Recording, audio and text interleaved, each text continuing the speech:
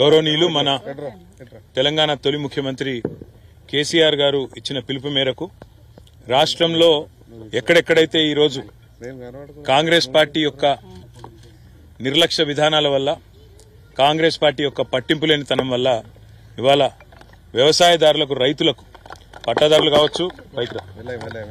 కావచ్చు లేదా కౌలు రైతులు కావచ్చు వాళ్ళు పడుతున్న ఇబ్బందులు గమనించి ఇప్పటికే 15-20 లక్షల ఎకరాల్లో ఎక్కడెక్కడైతే పంటలు ఎండిపోయినాయో ఆ రైతుల్లో భరోసా నింపడానికి ధైర్యాన్ని ఇవ్వడానికి అదేవిధంగా వారికి మేమున్నామని చెప్పడానికే ఈరోజు క్షేత్రస్థాయిలో మా పార్టీ నాయకులు అన్ని నియోజకవర్గాల్లో కూడా రైతుల దగ్గర పోతా ఉన్నారు, పర్యటనలు చేస్తూ ఉన్నారు. అందరినీ కూడా కలిసి వారిలో ఒక భరోసా నింపే ప్రయత్నం చేస్తున్నారు. రైతులు అడగలేదు, మిమ్మల్ని ఎవరు కూడా నిజానికి డిమాండ్ చేయలేదు. మేమే డిసెంబర్ 9 నాడు అధికారంలోకి వస్తున్నాం. ఇప్పటిదాకా లోన్లు తీసుకొని వాళ్ళు కూడా తీసుకోండి, నేను వెంటనే 2 లక్షల రూపాయల రుణమాఫీ చేస్తా అని చెప్పింది రేవంత్ రెడ్డి. మరి ఇప్పుడు 4 నెలలైనా కూడా రుణమాఫీ అనేది కనీసం ప్రస్తావన కూడా లేని పరిస్థితి ఈరోజు రాష్ట్రంలో చూస్తా ఉన్నాం. రుణమాఫీ చేయకపోగా బ్యాంకుల ద్వారా ఇవాళ రైతులకు లీగల్ నోటీసులు ఇచ్చి మీరు కడతారా సస్తారా అని మెడ మీద కత్తి పెట్టినట్టు వ్యవహారం మరొక దిక్కు చూస్తా ఉన్నాం. ఇంకా దుర్మార్గం ఏంటంటే కేసీఆర్ గారు ఆనాడు 7,000 కోట్ల రూపాయలు తాను అధికారం నుంచి ఎలక్షన్లకు ముందు దిగిపోయే ముందు రైతుల కోసం యాసంగి పంట కోసం 7,000 కోట్లు మరి రైతు బంధు కోసం పెట్టిపోతే ఇవాళ ఆ మొత్తాన్ని కూడా ఆ సొమ్మును కూడా రైతులకు ఇవ్వకుండా రైతులకు ఇప్పటి వరకు రైతు బంధు ఇవ్వకుండా కాంట్రాక్టర్ల ఖజానాలు నింపడానికి కాంట్రాక్టర్లకు పేమెంట్లు చేయడానికి ఒక చిల్లర వ్యవహారానికి కూడా తెరదీసింది ఈ కాంగ్రెస్ ప్రభుత్వం. ఈ అన్నింటికీ మించిన దుర్మార్గం ఏంటంటే ఇవాళ నిజంగా కూడా రైతులను చూస్తే గోస అనిపిస్తున్నది. ఇక్కడ నేను కలిసిన రైతు పేరు పరశురాములు గారు. ఆయన కౌలు రైతు. ఒక 10 ఎకరాలు సారంపల్లి అనే గ్రామంలో తంగలపల్లి మండలంలో కౌలుకు తీసుకున్నారు. కౌలుదారు కాబట్టి పట్టదారుకు మొదలే 60,000 రూపాయలు ఆయన కట్టినాడు. ఇవాళ ఆయన పరిస్థితి ఏంటంటే మొత్తం మేతకు తప్ప ఎందుకు పనికిరాని పరిస్థితి ఈరోజు ఈ పొలం తయారైంది. ఇవాళ నిజంగా కూడా సిరిసిల్ల జిల్లాలో రాజన్న సిరిసిల్ల జిల్లాలో ఈ పరిస్థితి వచ్చిందంటే ఇది కాలం తెచ్చిన కరువు కాదు, ఇది కాంగ్రెస్ తెచ్చిన కరువు. ఈ మాట నేను స్పష్టంగా ఎందుకంటున్నా అంటే పోయిన సంవత్సరం ఇదే సమయంలో ఆనాడు కాళేశ్వరం నీళ్లతో మరి మేడిగడ్డ నుంచి నీళ్లెత్తిపోసి మిడ్మానేరు నింపి మిడ్మానేరు నుంచి అన్నపూర్ణ ఆ పైకి రంగనాయక సాగర్ అక్కడి నుంచి జిల్లెల చెరువు ఆడికెళ్లి కింద ఉండే ఈ మొత్తం ఈ గ్రామాలన్నింటిలో కూడా సారంపల్లితో సహా నేరేళ్లతో సహా రామచంద్రాపూర్తో సహా చిన్నలింగాపూర్తో సహా ఈ గ్రామాలన్నిటికీ నీళ్లు ఇచ్చింది ఆనాడు కేసీఆర్ ప్రభుత్వం. కానీ ఈరోజు రేవంత్ రెడ్డి వచ్చిన తర్వాత మేడిగడ్డలో 3 పిల్లర్లు కుంగిపోతే ఆయనకు 3 నెలలు 4 నెలలు ఇంకా కూడా ఆ 3 పిల్లర్లను రిపేర్ చేసేందుకు టైం సరిపోతలేదు.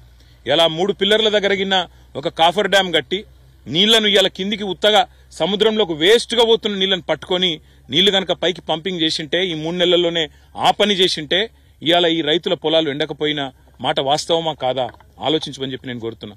అందుకే నేను అనేది ఇది కాలం తెచ్చిన కరువు కాదు, ఇది కాంగ్రెస్ తెచ్చిన కరువు.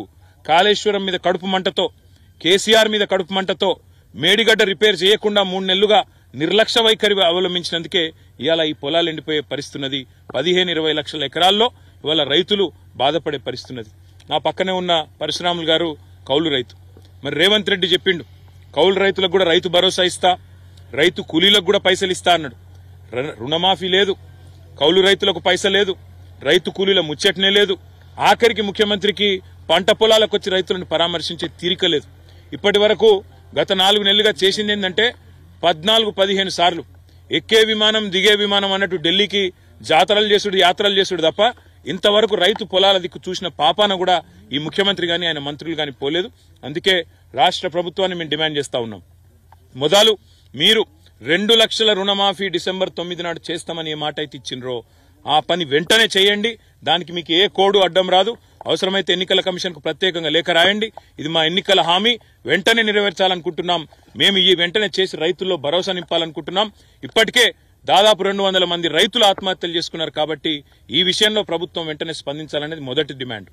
రెండవది, ఖచ్చితంగా ఈ ప్రభుత్వం చేయవలసింది మీరిచ్చిన మాట ప్రకారం రైతు భరోసా ఏదైతే 15,000 రూపాయలని మీరు చెప్పినరో, కేసీఆర్ 10,000 ఇస్తుండు, నేను 15,000 ఇస్తా అన్నావు. ఆ 15,000 కూడా ఇచ్చి మీరు మాట నిలబెట్టుకోవాలనేది రెండో డిమాండ్. మూడవది ముఖ్యమైనది, కౌలు రైతులకు రైతు కూలీలకు పైసలు ఇస్తా అన్నావు. వెంటనే ఇవ్వాలని చెప్పి కూడా మేము డిమాండ్ చేస్తా ఉన్నాం. నాలుగవది, రైతులకు ఎక్కడెక్కడైతే ఈరోజు పంట నష్టం జరిగిందో, మీ నిర్లక్ష్యం వల్ల పంట నష్టం జరిగిందో, మీరు నీళ్లు ఇయ్యకపోవడం వల్ల పంట నష్టం జరిగిందో, మీరు చెరువులు నింపకపోవడం వల్ల, మీరు వాగుల్లో నీళ్లు పంపు చేయకపోవడం వల్ల నష్టం జరిగిందో, ఆ రైతులకు గతంలో కేసీఆర్ గారు ఉన్నప్పుడు ఎకరానికి 10,000 రూపాయలు ఇస్తూ ఒక గవర్నమెంట్ ఆర్డర్ తెచ్చిండు. అదన్నా నిలబెట్టు, లేదా నీకు మాకంటే ఎక్కువ ప్రేమ ఉంటే 10,000 కాదు 25,000 రూపాయలు ఎకరానికి నష్టపరిహారం ఇవ్వాలని చెప్పి కూడా నేను డిమాండ్ చేస్తున్నా. ఇక నష్టపోయిన పంట ఎట్లాగూ పోయింది, మరి మిగిలిన పంటనన్నా ఇప్పుడు కోతలు కోసే టైం వచ్చింది. నేను రేవంత్ రెడ్డిని డిమాండ్ చేస్తున్నా, పోయిన పంటకు నష్టం జరిగిన పంటకేమో ఎకరానికి 10,000 రూపాయల 25,000 రూపాయల ప్రభుత్వం నిర్ణయం తీసుకోవాలి, వెంటనే నష్టపరిహారం ఇవ్వాలి. పంట ఏదైతే కోతకొస్తున్నదో తొందరలో కొనుగోలు కేంద్రాలు ప్రారంభించాల్సిన అవసరం ఉంది. మీరే చెప్పినరు 500 రూపాయలు క్వింటాల్కు బోనస్ అన్నావు, మరి ఇప్పుడు వెంటనే క్వింటాల్కు బోనస్ అన్న ప్రకటించు. ఏ ఎన్నికల కమిషన్కు అవసరమైతే ప్రత్యేకంగా పోయి వాళ్ళకు ఉత్తరం రాసి ప్రత్యేకంగా కలిసి, రైతులు కష్టాల్లో ఉన్నారు కాబట్టి చేయక తప్పడం లేదని చెప్పి వాళ్ళ పర్మిషన్ తీసుకొని వెంటనే మీ చిత్తశుద్ధి చాటుకోవాలని చెప్పి కూడా నేను రాష్ట్ర ప్రభుత్వాన్ని డిమాండ్ చేస్తున్నా. ఈ 6 డిమాండ్లు కూడా రాష్ట్ర ప్రభుత్వం వెంటనే మరి తక్షణమే దీని విషయంలో స్పందించాలి, ముందుకు రావాలి. రైతుల మీద ఏమాత్రం ప్రేమ ఉన్నా, ఈ ప్రభుత్వానికి ఏమాత్రం చిత్తశుద్ధి ఉన్నా వెంటనే స్పందించి ముందుకు రావాలని చెప్పి కూడా డిమాండ్ చేస్తూ, మా నాయకులు మొత్తం అన్ని నియోజకవర్గాల్లో తిరుగుతూ ఉన్నారు, రైతులను కలుస్తూ ఉన్నారు. దయచేసి రైతులకు కూడా చేసే విజ్ఞప్తుల్లో ఒకటే, మీరు సరే ఏదో మంచి జరుగుతుందని ఆశించి మళ్ళా కొంత మోసపోయి కాంగ్రెస్ పార్టీని ఓట్లేసి గెలిపించుకున్నారు. అయినప్పటికీ మీ పట్ల ఇవాళ ఆ ప్రభుత్వం పట్టించుకోకపోయినా, మంత్రులు ముఖ్యమంత్రికి తీరిక లేకపోయినా మీ తరపున మేముంటాం, ప్రతి గ్రామానికి వస్తాం. కేసీఆర్ గారు కూడా స్వయంగా బయలుదేరి రాబోతా ఉన్నారు. తప్పకుండా మీరు ధైర్యంగా ఉండండి. ఎవరు కూడా ఆత్మహత్యలు గాని ఇంకోటి గాని చేసుకుని కుటుంబాలను ఇబ్బంది పాలు చేయకుండా ధైర్యంగా ముందుకు పోదాం, ధైర్యంగా కొట్లాడదాం. ప్రభుత్వం మెడలు వంచైనా సరే బోనస్ తెచ్చుకుందాం, మెడలు వంచైనా సరే రుణమాఫీ సాధించుకుందాం, మెడలు వంచైనా సరే నష్టపరిహారము సాధించుకుందాం. ప్రభుత్వం మెడలు వంచైనా సరే మేడిగడ్డ కూడా రిపేర్లు చేసి మన కాళేశ్వరం నీళ్లు మనకు వచ్చేటట్టు చేసుకుందామనే మాట కూడా విజ్ఞప్తి చేస్తూ, ఎవరు కూడా దయచేసి ఆత్మహత్య లాంటి తీవ్రమైన చర్యలకు పాల్పడవద్దని చెప్పి కూడా రైతులకు చేతులు జోడించి విజ్ఞప్తి చేస్తూ, మీ తరపున కేసీఆర్ గారు ఉన్నారు, మీ తరపున మేమందరం ఉన్నామనే మాట కూడా వారికి విజ్ఞప్తి చేస్తాం.